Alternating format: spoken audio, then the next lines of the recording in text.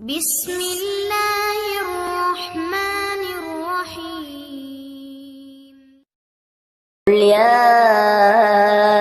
أيها الكافرون لا أعبد ما تعبدون ولا أنتم عابدون ما أعبد ولا أنا عابد ما عبدتم ولا أنتم عابدون ما أعبد لكم دينكم ولي دين.